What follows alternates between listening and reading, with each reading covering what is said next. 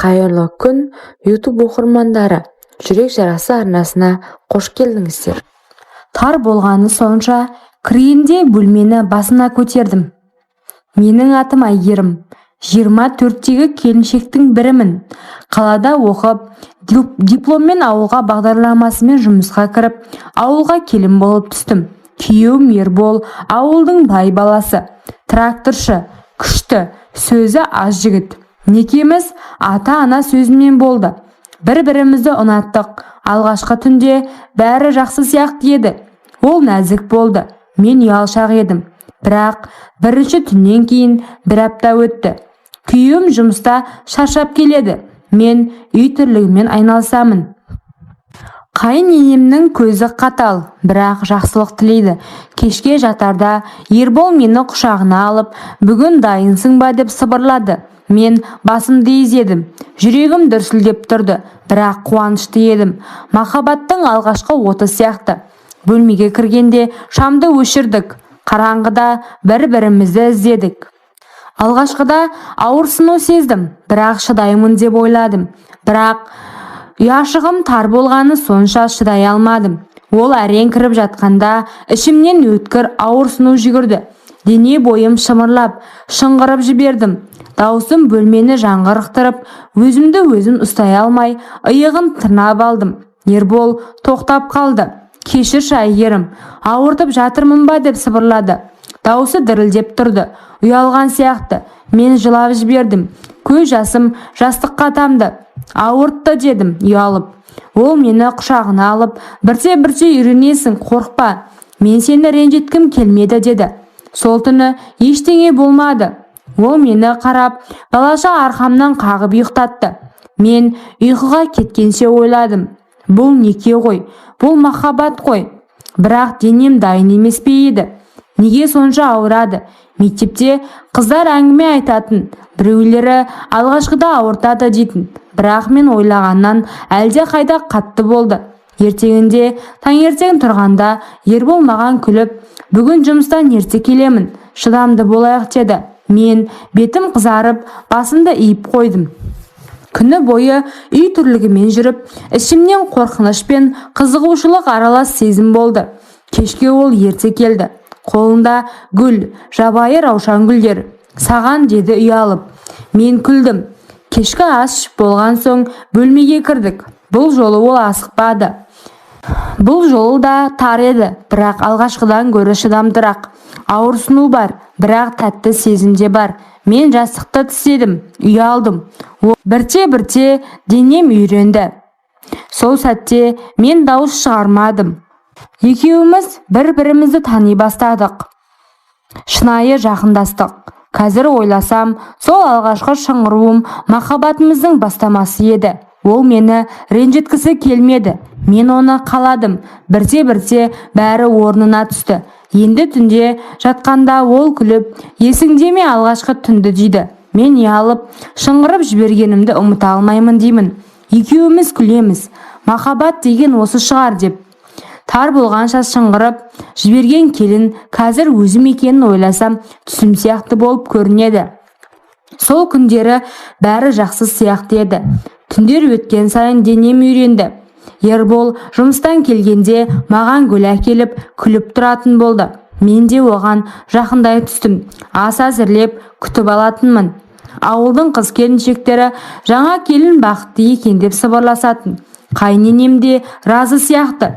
Тезірек балалы болыңдар енді, мен әже болайын деп айтатын. Бірақ бір ай өткенде бір күні таңертең тұрсам, басым айналып, жүрегім айнып тұр. Ас ішкім келмеді. Алғашында шаршадым ба деп ойладым.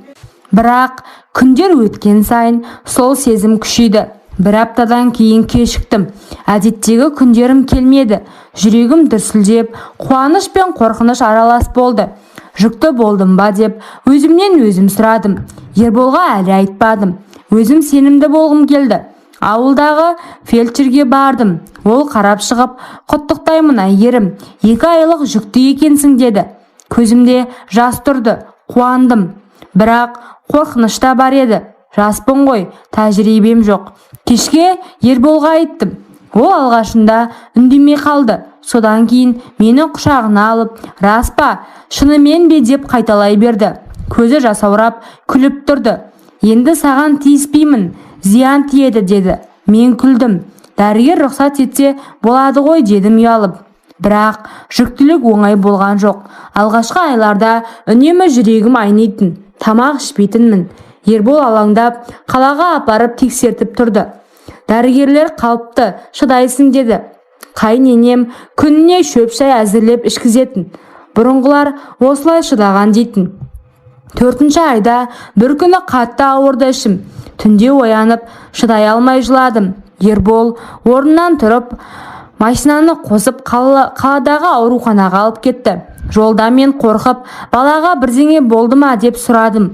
Ол қолымды қысып, ештеңе болмайды, шыда деді. Бірақ даусы дірілдеп тұрды.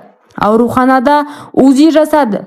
Дәрігер, қыз бала, бәрі жақсы, біраз уақыт демалу керек деді. Ерболдың беті қуарып кетті. Үйге келгенде ол мені жатқызып қойды. Өзі қасымнан шықпады. Жұмысына да бармай қойды бір апта. Сол күннен кейін бәрі өзгерді. Ербол бұрынғыдай нәзік емес, қатты қорқатын болды. Түнде мені құшақтағысы келсе де зиян ба деп сұрайтын. Мен кел десем де ол қорыққаннан әрең тиісетін. Бірте-бірте арамызда салқындық пайда болды. Мен жүктіліктен шаршап, ол қорқыныштан алыстай берді.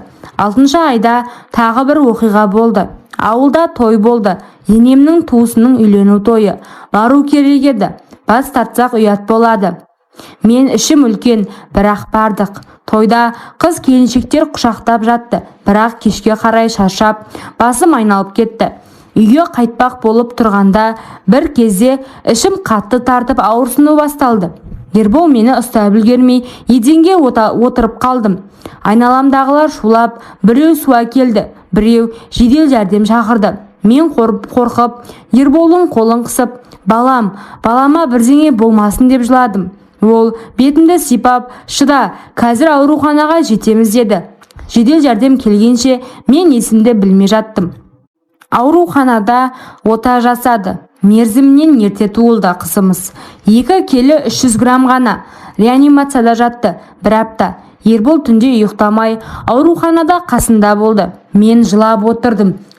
Кінәлі өзім сияқты болып, тойға бармау керек пе еді. Бірақ Аллаға шүкір, қызымыз аман қалды. Атын Аружан қойдық. Кішкентай, нәзік, бірақ күшті еді.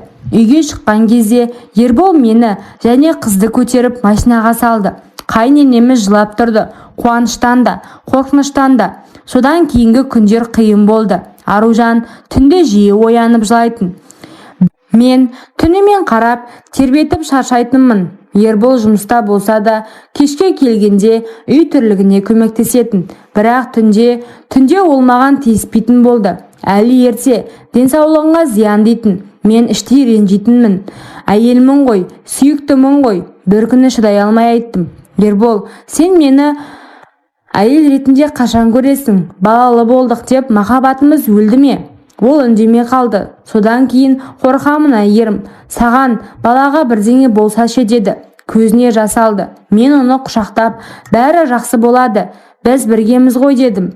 Сол түні бірнеше рет жақындастық. Аружан ұйықтап жатқанда екеуміз бір-бірімізді қайта тапқандай болдық. Қазір Аружанға 1,5 жас болды. Жүгіріп күліп ойнайды. Ербол оны иығына отырғызып, аулада ойнатады. Мен қарап тұрып күлемін. Ал түнде бәрі бұрынғыдай болды. Оттай ыстық, махаббат толы. Өмір деген осы шығар. Қуаныш пен қайғы аралас. Ауырсынумен бәрі бірге. Қазір 2 баланың анасы болғалы тұрмын. Тағы жүктімін. Бұл жолы ол деп айтты дәрігер. Ербол қуанып, енді сақ боламыз дейді. Бірақ мен қорықпаймын.